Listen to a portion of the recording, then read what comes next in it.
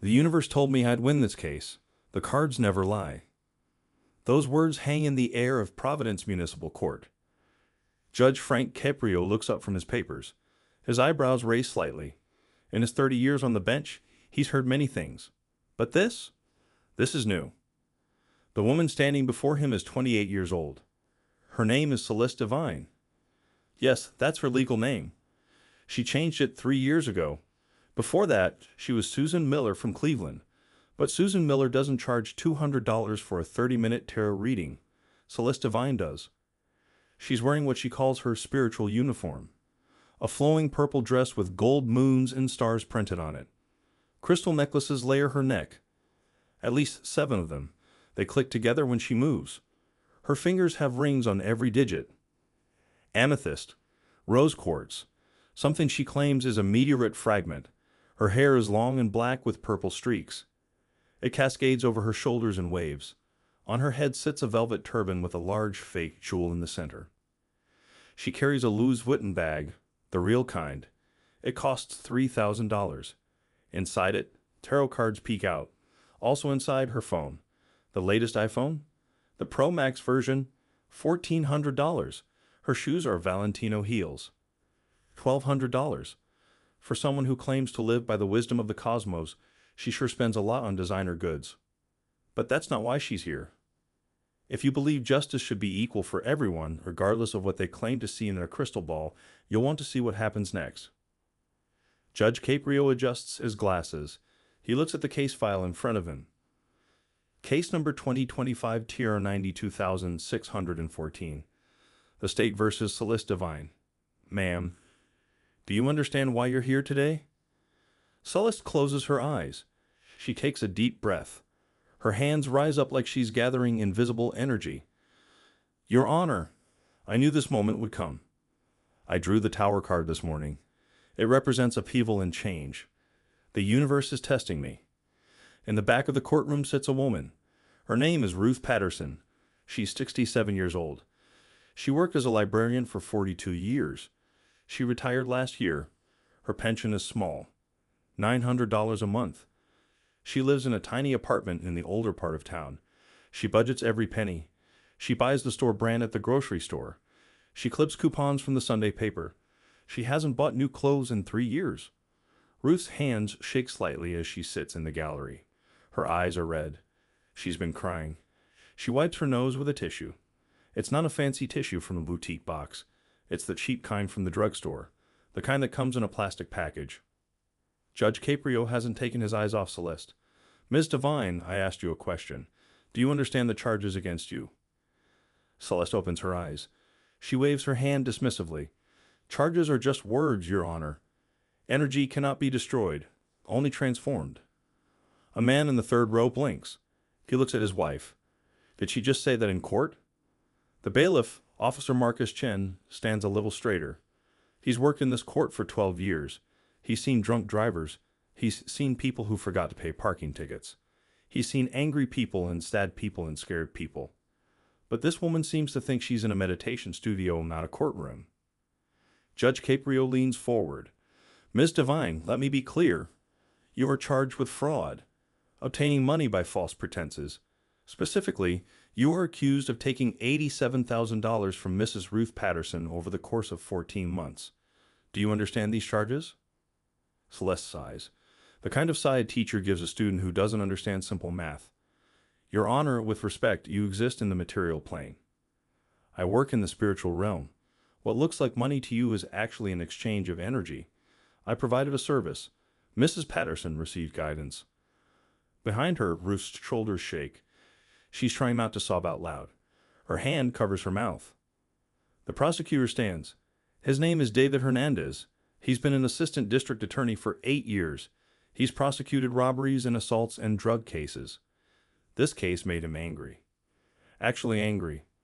Not the professional detachment he usually maintains. When he read the file, he had to take a walk around the block to calm down. Your Honor, David says. His voice is steady, controlled. May I present the evidence?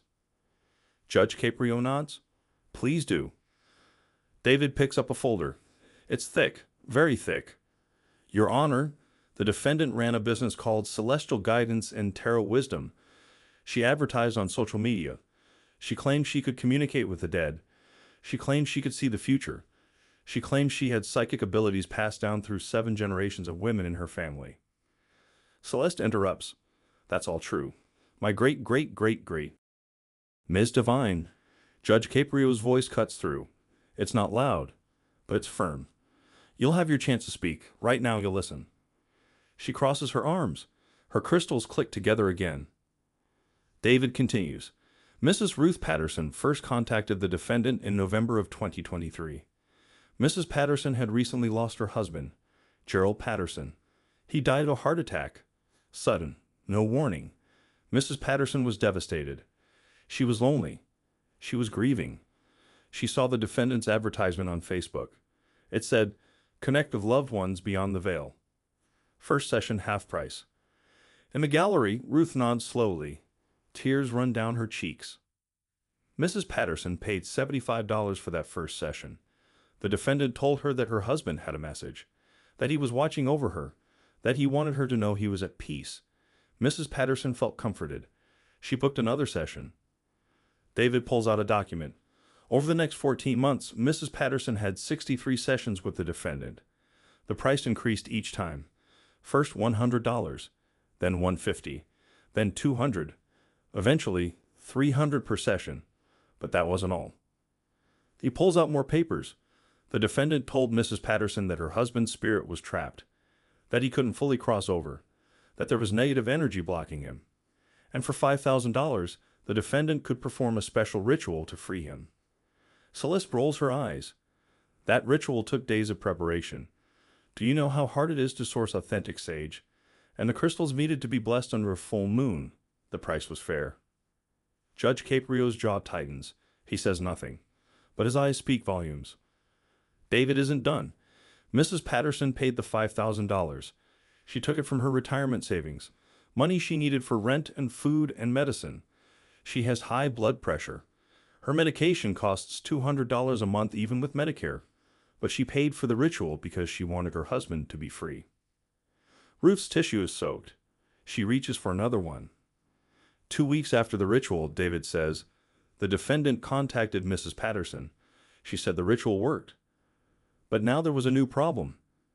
There was a curse on Mrs. Patterson's family line, a generational curse that went back 300 years, and this curse was causing all of Ruth's problems. Her loneliness, her financial struggles, her health issues, everything. Celeste examines her fingernails. They're painted with tiny stars and moons, professional manicure, $80 plus tip. The defendant said she could break this curse, but it would cost $25,000. It was a complex process. It required rare ingredients, special ceremonies, weeks of work. Judge Caprio's pen moves across his notepad. He's writing something. His expression is unreadable. Mrs. Patterson didn't have $25,000, so the defendant set a payment plan. $5,000 down, then monthly payments of $1,000.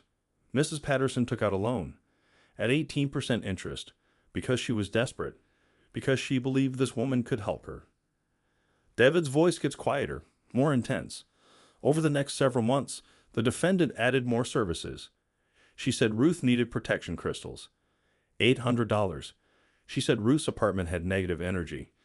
She needed to cleanse it. $1,200. She said Ruth's aura was damaged. She needed healing sessions. $300 each, twice a month. He pauses, lets the numbers sink in. In total, Ruth Patterson paid $87,000. She drained her retirement account. She took out loans.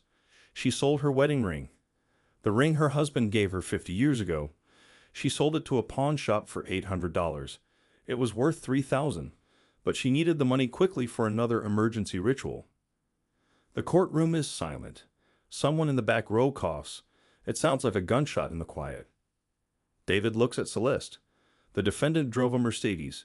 She took vacations to Bali and Tulum. She posted photos on Instagram drinking cocktails that cost $30. She wore designer clothes. She lived in a luxury apartment that cost $3,000 a month. All while Ruth Patterson ate ramen noodles and skipped her blood pressure medication to save money. Celeste finally speaks. Your Honor, I need to say something. Judge Caprio nods slowly. Go ahead. She turns to face the courtroom, her arms spread wide. I provided genuine spiritual services. My gifts are real. I've been psychic since I was 7 years old. I saw my grandmother's death before it happened. I predicted my sister's pregnancy. I knew when my college roommate was going to break up with her boyfriend. A woman in the gallery mutters something under her breath. The bailiff glances at her. Celeste continues. Ruth came to me for help. I helped her. I connected her with her husband's spirit. I broke the curse on her family. I cleansed her space. I did everything I promised. If she chose to invest heavily in her spiritual journey, that was her choice. No one forced her. Judge Caprio leans back in his chair. Ms. Devine, you said you're psychic. You can see the future. Is that correct? Yes, Your Honor, among other abilities. Did you see this trial coming? Celeste smiles. It's the kind of smile that says she's been waiting for this question. As I said, I drew the Tower card this morning. I knew I would face challenges today. But I also drew the Sun card. It represents victory and vindication. So yes, I saw this coming. And I know how it ends. Judge Caprio looks at her for a long moment. Did you see jail coming too? The smile vanishes from Celeste's face. What? Jail? Prison. Incarceration. Did your cards tell you about that possibility? Her mouth opens, closes, opens again. Your Honor, I haven't done anything illegal. I run a legitimate spiritual business. Freedom of religion is protected in this country. I have a right to practice my beliefs and charge for my services. David stands again. Your Honor, may I present additional evidence? Please. David pulls out his laptop. He connects it to the courtroom display screen. These are screenshots from the defendant's social media accounts. Facebook, Instagram, TikTok. This first one is from December 15th, 2023. 1 month after she started working with Ruth Patterson. The image appears on the screen. It's Celeste holding shopping bags, Chanel, Dyer, Prada. The caption reads, The universe provides for those who align with abundance. Grateful for this spiritual journey. Hashtag blessed. Hashtag manifestation. Hashtag luxury life. Another image, Celeste at a beach resort, infinity pool, ocean view, recharging my psychic batteries in paradise. Even spiritual guides need self-care. Another image, Celeste in front of a Mercedes with a big red bow on it.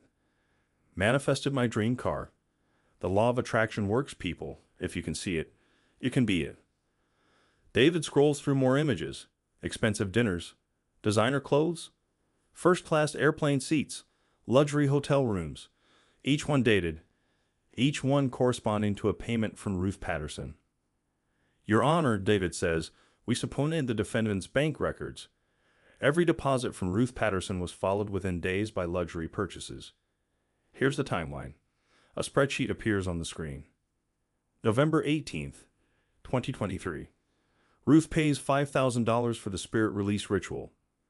November 21st, 3 days later, the defendant buys a Louis Vuitton bag for $2,800. January 10th, 2024.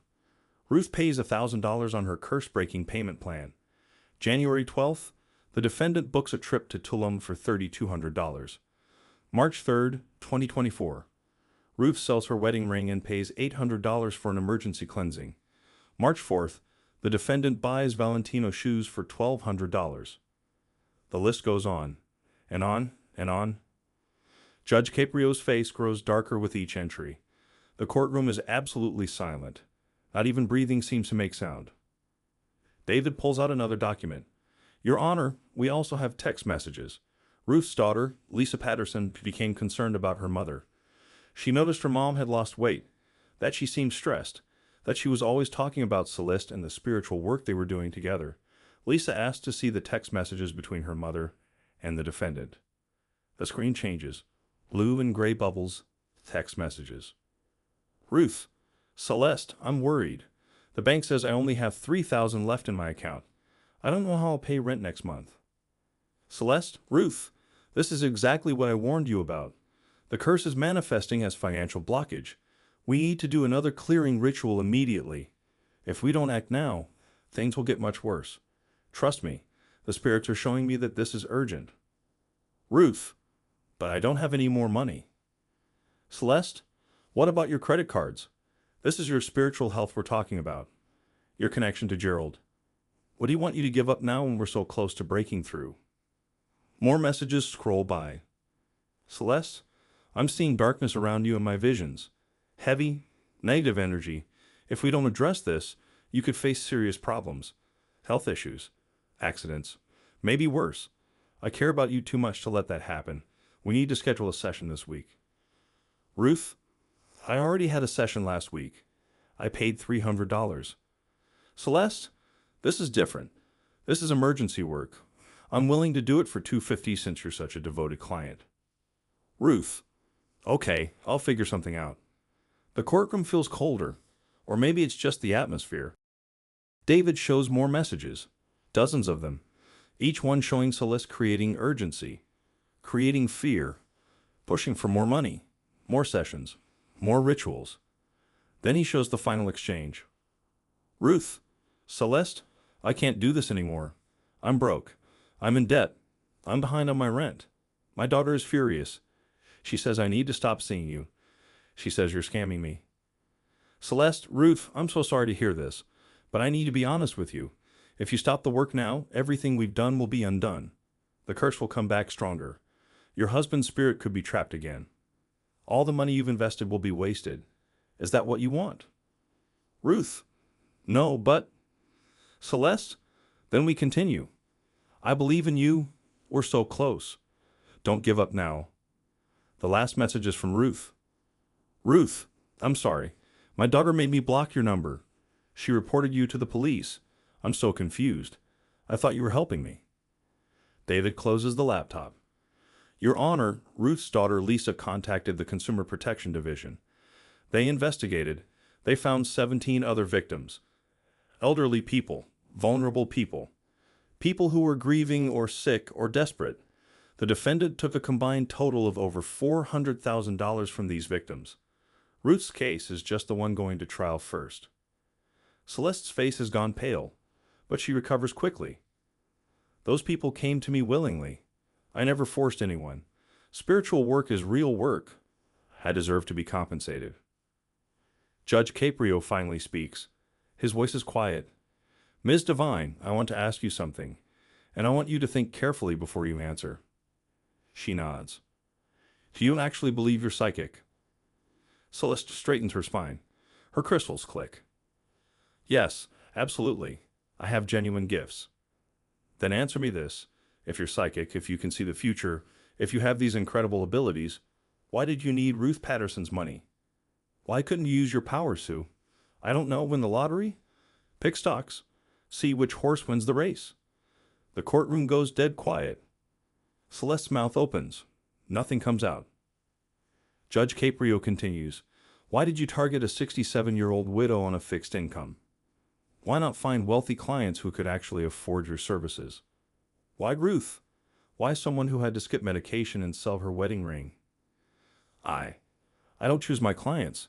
The universe sends them to me. How convenient. Your Honor, you don't understand spiritual work. Then explain it to me. Celeste takes a breath. She launches into her speech. Spiritual energy transcends material concerns. When someone comes to me, they're not just paying for time. They're investing in their soul's journey. They're breaking karmic patterns. They're healing generational trauma. This work is priceless. The money is just a symbol of their commitment.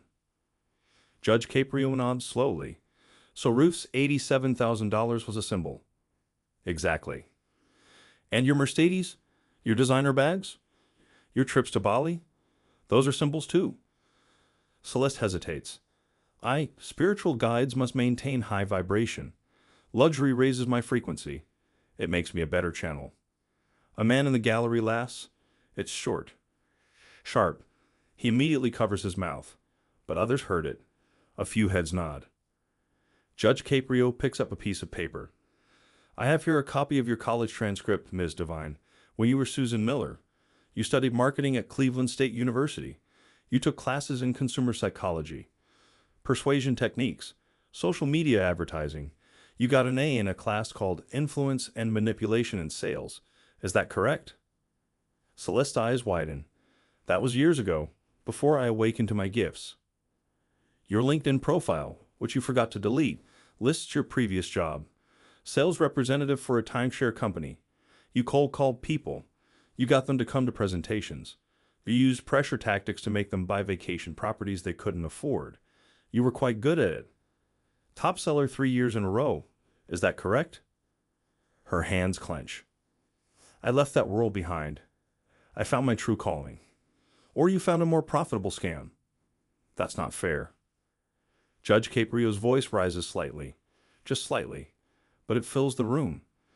You know it's not fair, Ms. Devine. Ruth Patterson eating 1 meal a day so she could pay you. That's not fair. Ruth skipping her blood pressure medication because she couldn't afford both the pills and your cleansing rituals. That's not fair. Ruth's selling the ring her husband gave her, the one physical reminder of 50 years of marriage, so you could buy shoes. That's not fair. Celeste's eyes start to shine, tears forming. Your Honor, I genuinely try to help her. By taking every penny she had? By doing spiritual work that has real value. Judge Caprio stands up. He's not a tall man, but right now he seems enormous. Ms. Devine, let me tell you something about value. Real value. Ruth Patterson worked for 42 years. She stamped books. She helped children find stories. She organized shelves. She made $9 an hour for most of her career. Do you know how long it takes to save $87,000 on that salary? Do you have any idea? Celeste says nothing. Ruth saved for her entire life.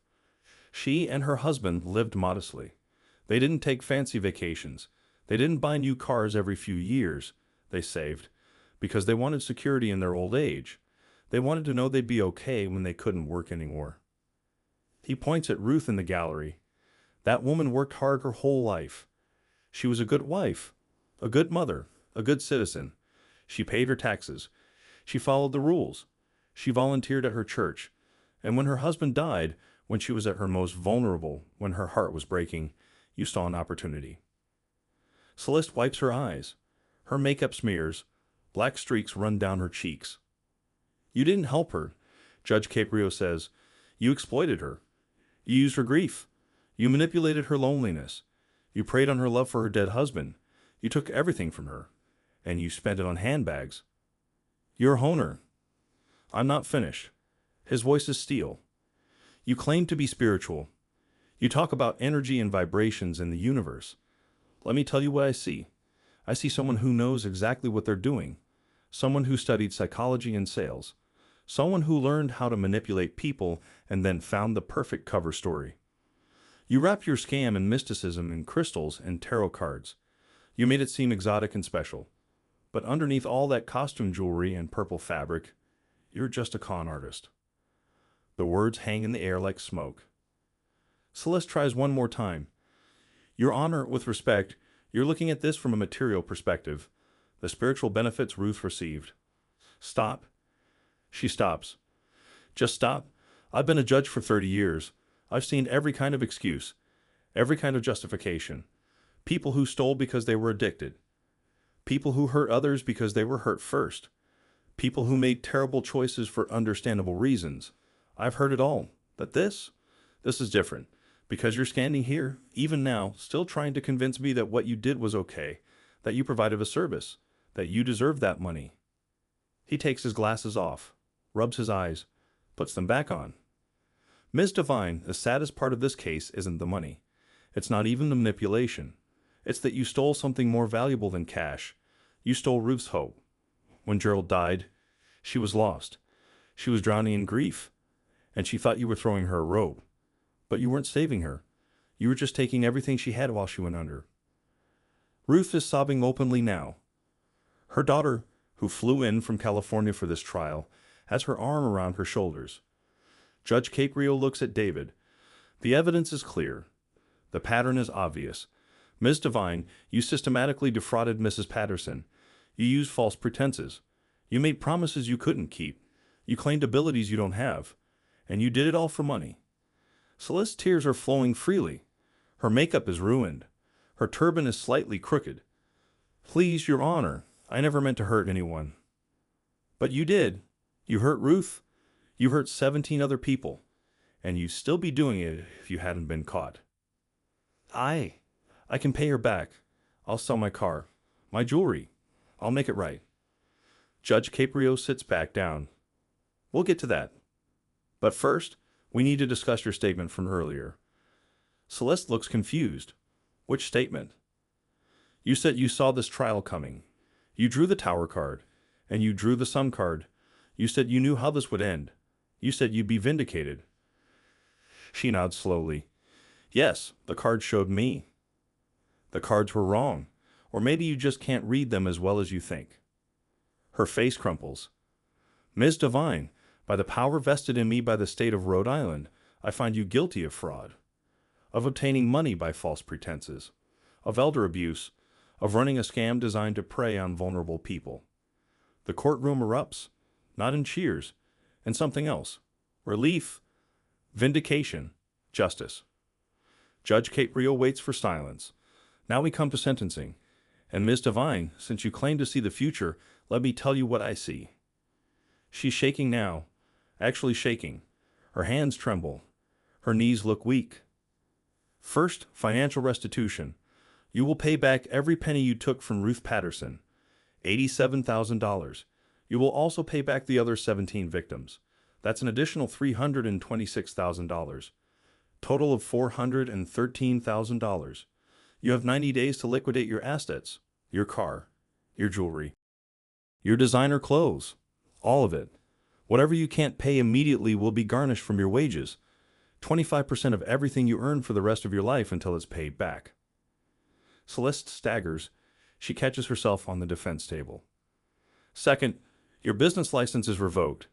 You will never again advertise spiritual services for money in the state of Rhode Island. If you do, you will face additional criminal charges. But that's my livelihood. No, Ms. Devine. It was your scam. Find a legitimate way to make money. I hear timeshare companies are hiring. Someone in the gallery snorts. Almost a laugh, but not quite. Third, community service. You will complete 500 hours of service at the Senior Community Center on Elmwood Avenue. That's where Ruth volunteers, by the way. You'll work in the finance literacy program. You'll help elderly people understand scams. You'll teach them how to recognize con artists. You'll explain the warning signs of fraud. Because you're an expert, aren't you? You'll work every Saturday and Sunday for the next year. 10 hours each day. No exceptions, no excuses. And you'll do it wearing a vest that says court-ordered service. Celeste's face is white. Pure white, like she might faint. Fourth, you will write a personal apology to Ruth Patterson. Not typed. Handwritten, at least 5 pages. And you will read it to her in person in this courtroom in 30 days. No lawyer will help you write it. It will be your words, your responsibility, your acknowledgement of what you did. Your Honor, please. I'm not done. His voice is cold. Fifth, you will create a public service announcement, a video, at least 5 minutes long. In it, you will explain exactly how your scam worked. You will detail every manipulation tactic, every psychological trick, every pressure technique. This video will be distributed to every senior center, every community organization, every elder services agency in this state. You will expose your own playbook so others can recognize it. Celeste is crying hard now. Not pretty tears. Ugly tears, snot running, face red, body heaving. 6. You will attend a weekly class on empathy and ethical behavior. Court ordered. For 1 year. Every Thursday evening. If you miss a class, you'll spend a weekend in jail. 7th, probation. 5 years. During that time, you cannot change your name. You cannot move out of state without permission. You cannot advertise any services related to spirituality, fortune-telling, or psychic readings. You will have a probation officer who will check on you weekly. He pauses. Lets it sink in. And 8th, since you were so disrespectful in this courtroom, since you continued to claim you did nothing wrong, since you showed no genuine remorse until the consequences became real, I'm adding 30 days in jail. Effective immediately. Bailiff, take the defendant into custody. The courtroom explodes.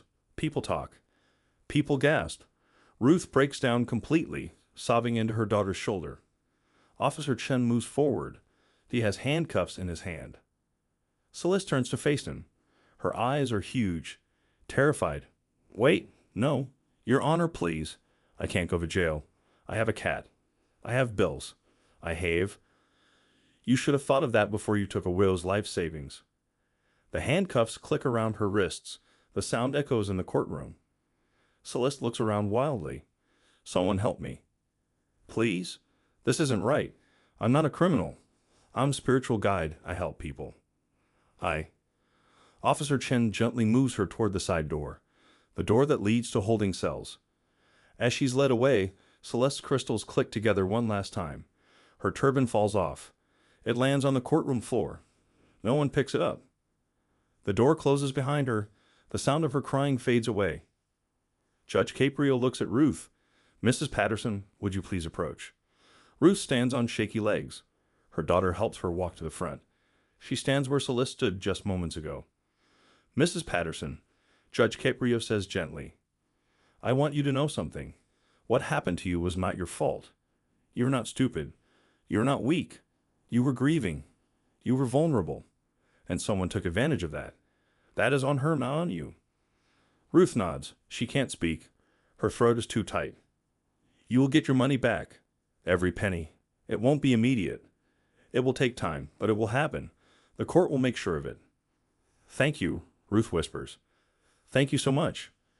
And Mrs. Patterson, your husband would be proud of you for being brave enough to report this, for being strong enough to come here today, for standing up not just for yourself, but for all the other people she hurt. You did a good thing. Ruth breaks down again, but this time it's different. It's relief. It's release. It's the sound of a weight being lifted. Her daughter hugs her. They stand there together, holding each other, crying together. Judge Caprio gives them time. The courtroom waits in respectful silence. Finally, Ruth and her daughter return to their seats. The courtroom begins to empty. People file out slowly, quietly, processing what they just witnessed. David Hernandez packs up his files. He walks over to Ruth. Mrs. Patterson, the state will help you with those loans. We have victim assistance programs. We'll get you connected with resources. You're not alone in this. Ruth nods. Thank you. Thank you for believing me. Always. The courtroom clears. Judge Caprio sits alone at the bench. He pulls out Celeste's file. He writes a note in the margin. Remind victims that healing takes time. Justice is one step. Recovery is another. Follow up in 6 months. He closes the file, stands, takes off his robe. Another case done. Another day of trying to make things right. But this case will stay with him. They all do, especially the ones like this, the ones where someone's kindness was used against them, where trust was weaponized, where hope was monetized. He thinks about Celeste in the holding cell, crying, scared, finally understanding that actions have consequences, that you can't manipulate your way out of everything, that some debts must be paid. He thinks about Ruth, going home to her tiny apartment, finally able to breathe, finally able to believe that maybe things will be okay, that maybe justice does exist. He thinks about all the other Ruths out there, the ones who haven't reported, the ones who are still being scammed, the ones who believe they're getting help when they're really being robbed. This is why he does this job, not for the big cases, not for the recognition, but for moments like this, when he can look someone in the eye and say, you matter, what happened to you matters, and we will make it right. 6 weeks later. The courtroom is full again. Case 2025 Tier 92,614. Review hearing. Celeste Devine walks in. She looks different. Very different. No turban. No crystals. No designer clothes. She wears simple jeans and a plain blue sweater. Her hair is pulled back in a ponytail. No makeup. No jewelry except small stud earrings. She spent 30 days in the county jail. 30 days to think. 30 days to understand what she'd done. 30 days in a small cell with a metal toilet and a thin mattress, and women who had actual problems. Women who'd stolen food to feed their kids. Women who'd made desperate choices in impossible situations. Celeste realized she wasn't special there. She was just another inmate. Another number. Another person who'd done something wrong and had to face consequences. She's completed her first 40 hours of community service at the senior center. She works in the finance literacy program. She sits with elderly people and teaches them about scams. She explains the tactics, the pressure, the manipulation. It's harder than she expected, not physically, emotionally, because she has to look people in the eye. People like Ruth. People she would have targeted, and she has to see their humanity. She can't pretend they're just marks anymore. Just sources of income. They're people, with lives, with families, with hopes and fears and memories. Last week, an 82-year-old man named Harold told her about a scammer who called him. Said he was from the IRS. Said Harold owed back taxes. Demanded payment in gift cards. Harold almost fell for it. But then he remembered Celeste's presentation. He recognized the tactics. He hung up and called his son instead. Celeste felt something she hadn't felt in years. Something real. She felt proud. Not the fake pride of making money. Not the ego boost of manipulation. But genuine pride. She'd helped someone. Actually helped. Now she stands before Judge Caprio again. "Miss Devine," he says, "how have the last 6 weeks been?" She takes a breath. "Difficult, Your Honor, but necessary. Tell me about the community service." "I've completed 40 hours at the senior center. I teach classes on recognizing scams. I share examples. I explain the psychology behind them. She pauses. "I use my own case as an example. I tell them what I did, how I did it, why it worked, so they can see the patterns." "How does that feel?" "Humiliating, but also right. I need to own what I did. I can't hide from it." Judge Caprio nods. "What about the restitution?" "I sold my car, my jewelry, most of my clothes. I raised $62,000. I've paid that into the victim's fund. I'm working now. 2 jobs. I wait tables at a restaurant. I work retail on weekends. Every paycheck, 25% goes to the fund. It'll take years, but I'll pay it all back." "What kind of work do you do at the restaurant?" "I'm a server at a diner. I work the morning shift, 6 a.m. to 2 p.m. Then I go to the retail job from 3 to 9. That's a long day." "Yes, Your Honor. But Ruth worked long days too, for her entire life. And she made an honest living. I'm just doing what I should have done all along." Judge Caprio glances at his notes. "I have your handwritten apology here. 5 pages. You're scheduled to read it to Mrs. Patterson in 10 minutes. Are you ready?" Celeste's eyes fill with tears. "No, but I'll do it anyway." "Good." Ruth Patterson enters the courtroom. She's with her daughter again. She looks better than she did 6 weeks ago, less frail, less broken. She's wearing a new dress. Nothing fancy, but new. Her daughter bought it for her. A small step toward rebuilding. Ruth sits in the front row. She sees Celeste. Their eyes meet. Celeste looks away first, shame flooding her face. Judge Caprio speaks to the courtroom. "We're here today for Ms. Devine to read her apology to Mrs. Patterson. This is part of her sentence. Ms. Devine, please proceed." Celeste picks up 5 handwritten pages. Her hands shake. She walks to the center of the courtroom, faces Ruth. "Mrs. Patterson," she begins. Her voice cracks. "I wrote this myself. No one helped me. These are my words, my truth." She reads, "Dear Ruth, I don't know if you'll ever forgive me. I don't know if you should. What I did to you was cruel. It was calculated. It was wrong. When you first came to me, I saw an opportunity. Not a person. Not a grieving widow. Not a woman who just lost the love of her life. I saw money. I saw someone vulnerable. Someone I could manipulate, and I did. I knew exactly what I was doing. I studied psychology. I learned sales tactics. I understood how to create urgency. How to manufacture fear. How to make people think they needed what I was selling. And I used all of that on you. I told you I could connect you with Gerald. I can't. I'm not psychic. I never was. I made it up. All of it.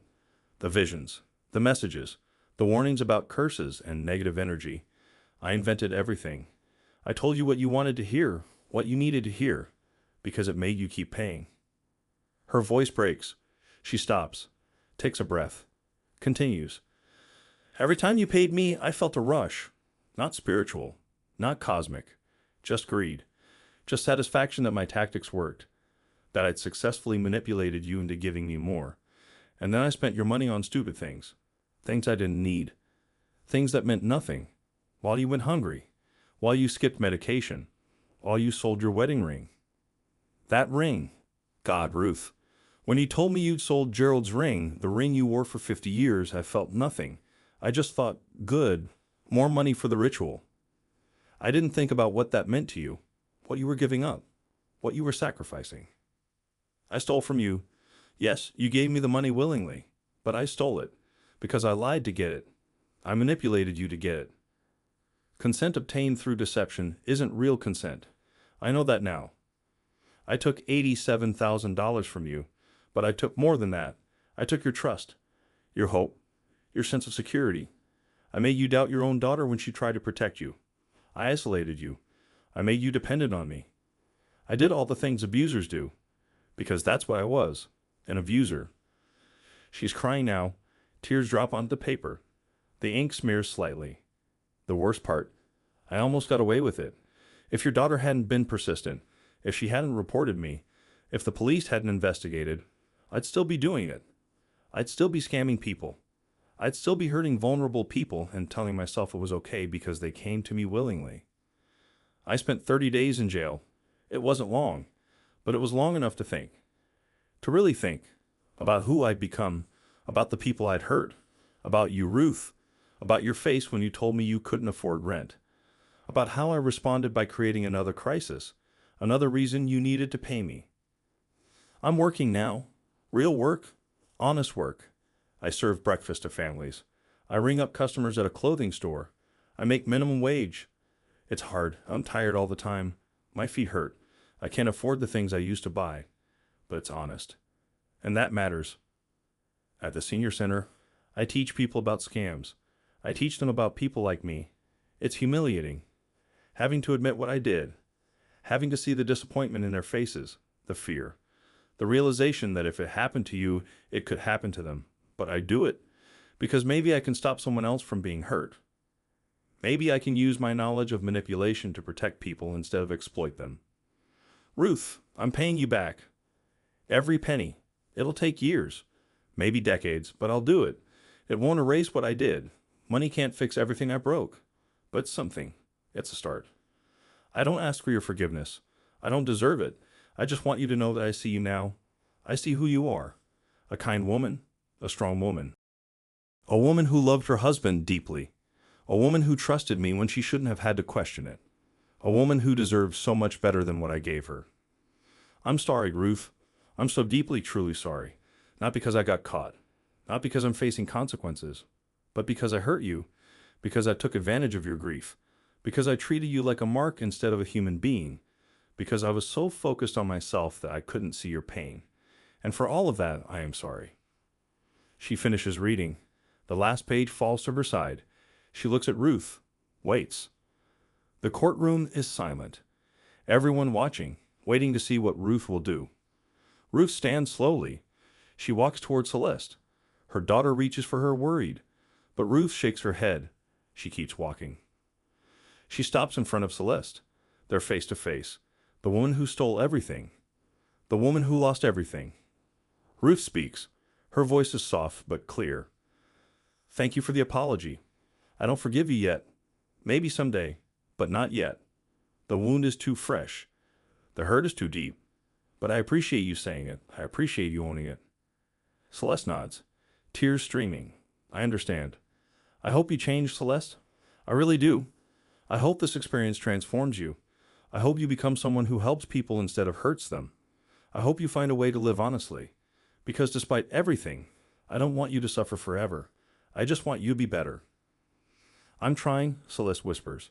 I'm really trying. Then keep trying. That's all any of us can do. Ruth turns and walks back to her seat. The courtroom releases a collective breath. Judge Caprio addresses Celeste. Ms. Devine, you've completed the first steps of your sentence. You've served your jail time. You've started community service. You've made your first restitution payment. You've written and delivered your apology. These are positive developments. Thank you, Your Honor. But understand this. Your sentence continues for 5 years. 5 years of probation. 5 years of community service. 5 years of restitution payments. 5 years of proving you've changed. Don't let this moment of accountability be your peak. Let it be your foundation. Build on it. Every day, every choice, every action. I will, Your Honor, I promise. Promises are easy. Follow through is hard. Show me with your actions. Show Ruth with your actions. Show yourself with your actions. Yes, Your Honor. Judge Caprio looks at the courtroom. This case demonstrates something important. Scams don't always look like scams. They come wrapped in beautiful packages. They use language of healing and spirituality and love. They prey on our highest hopes and our deepest fears. We must be vigilant. We must question. We must protect the vulnerable. He looks at Ruth. Mrs. Patterson, you showed incredible courage reporting this. You potentially saved 17 other people from ongoing harm. You should be proud. Ruth smiles slightly. Thank you, Your Honor. And to everyone else here, remember this case. Remember Ruth's story. If something seems too good to be true, it probably is. If someone pressures you for money, walk away. If anyone claims they can talk to your dead loved ones, they can't. Grief is natural. Grief is painful. But grief is also something scammers exploit. Don't let them. The hearing concludes. People file out. Ruth and her daughter leave together. Ruth's stride is a little stronger, a little more confident. Justice doesn't heal everything, but it helps. It really helps. Celeste leaves with her probation officer. They discuss her schedule, her jobs, her community service hours, her next check-in. It's tedious. It's restrictive. It's exactly what she needs. As she walks out of the courthouse, Celeste passes a homeless veteran sitting on the corner. He has a sign. Please help. Hungry. God bless. Whole Celeste would have walked past, would have thought he was probably lying, would have clutched her designer bag tighter. New Celeste stops. She reaches into her pocket, pulls out a $5 bill. It's a significant portion of her tips from this morning, but she gives it to him anyway. Thank you, he says. God bless you. You too, she replies. It's a small moment, a tiny gesture, but it matters, because it's genuine. It's not for show. It's not to manipulate. It's not to get something in return. It's just human kindness. The kind Ruth showed when she first trusted Celeste. The kind Celeste exploited and now finally understands. She walks to the bus stop. She doesn't have a Mercedes anymore. She takes public transportation. She sits next to a woman with grocery bags, a man reading a newspaper, a teenager with headphones, regular people, living regular lives, trying their best. Celeste is one of them now. Not special, not elevated, not above the material plane, just a person, working, trying, growing, slowly becoming someone she can be proud of. It'll take years, maybe a lifetime, but for the first time in a long time, she's on the right path. Not because the cards told her, not because the universe aligned, but because she chose it, because consequences forced her to look in the mirror, and because a judge named Frank Caprio believed that justice should include accountability and the possibility of redemption. 3 years later, Ruth Patterson sits in her apartment. The bills are paid. The rent is current. Her medication cabinet is full. On her finger, a new ring. Not her original wedding ring. That's gone forever. But her daughter found a similar one at an estate sale. It's not the same, but it honors the memory. Ruth volunteers at the senior center 3 times a week. She helps run the finance literacy program. She shares her story. She warns people about scams. She's helped 12 people recognize and avoid fraud attempts. She saved them from what she went through. She's not completely healed. The wound Celeste created still hurts sometimes, especially on anniversaries. Gerald's birthday, their wedding date, the day he died. On those days, she thinks about what Celeste stole. Not just money, but peace, security, the ability to trust. But she's rebuilding, slowly, steadily, with her daughter's help, with her community support, with her own strength. She receives a check every month. Restitution payment from Celeste. It's not the full amount yet, but it's progress. Celeste is working, paying back what she took, fulfilling her obligation. Ruth doesn't know if she'll ever fully forgive Celeste, but she's working on it. Not for Celeste's sake. For her own, because carrying anger is heavy, and Ruth has carried enough weight. Celeste Devine finishes her shift at the senior center. 500 hours completed. She's been volunteering extra hours even though her court requirement is fulfilled. Because the work matters, because she's good at it, because helping people feels better than hurting them. She's paid back $109,000 so far. Still a long way to go, but she hasn't missed a payment.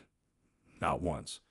She works for 2 jobs, lives in a small apartment, drives a used Honda, shops at thrift stores, lives modestly, honestly. She's in therapy now, paid for by her own insurance from her waitressing job, working through her issues, understanding why she became the person she was, making sure she doesn't become that person again. She has a cat, a rescue, named Gerald. She named him after Ruth's husband, a reminder. Every day, when she feeds Gerald, she remembers. She thinks about what she took, what she destroyed, what she's working to rebuild. She'll never be psychic, but she's learned something valuable. Real connection comes from honesty. Real help comes from genuine care. Real value comes from serving others, not exploiting them. She's not the villain anymore, but she's not a hero either. She's just someone who did terrible things and is working to make them right. One day, one choice, one honest action at a time. Judge Frank Caprio sits in his chambers. He's retiring next year. 31 years on the bench. Thousands of cases. This one still stands out. Not because it was the biggest, not because it was the most complex, but because it showed what justice can do. Not just punishment, not just revenge, but accountability paired with opportunity for change. He thinks about Ruth, strong, resilient, still fighting, still surviving, still helping others despite what she went through. He thinks about Celeste, broken, rebuilt, still working, still paying, still becoming someone better than she was. Not every case ends with transformation. Not every defendant changes, but some do. And those cases make all the others worthwhile. Justice isn't just about punishment. It's about balance. It's about acknowledging harm, making amends, creating conditions for growth, protecting the community, and sometimes, rarely, helping people become better versions of themselves. Judge Caprio pulls out a file, another case, another person facing consequences, another opportunity to try to make things right. He puts on his robe, returns to the bench. The work continues, because justice never sleeps. The vulnerable always need protection. The wronged always need vindication. And someone has to stand in the gap. Someone has to look at the powerful and the privileged and say, no, not here, not in my courtroom. Here, everyone is equal. Here, actions have consequences. Here, justice is blind. That's his job. That's his calling. That's what he'll do until his last day on the bench. And in the cases like Celeste and Ruth, when justice actually works, when accountability leads to change, when victims find peace and defendants find redemption, that's when he knows this work matters. Not every time, not every case, but sometimes, and sometimes is enough.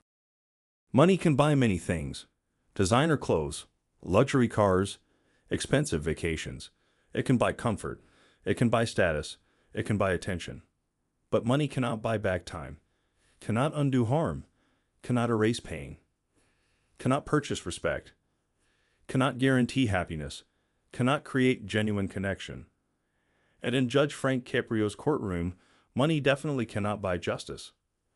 Justice is earned through truth, through accountability, through consequences, through growth, through making amends, through choosing every single day to be better than you were yesterday. Celeste learned that lesson the hard way. Ruth taught it through her courage. Judge Caprio enforced it through his wisdom. And somewhere in Providence, Rhode Island, an elderly woman sleeps peacefully. Her bills are paid. Her medication is taken. Her ring glows softly in the moonlight. And she dreams of her husband, knowing that she honored his memory by standing up for what was right. That's justice. Not perfect, not painless, but real, honest, true. And sometimes that's enough.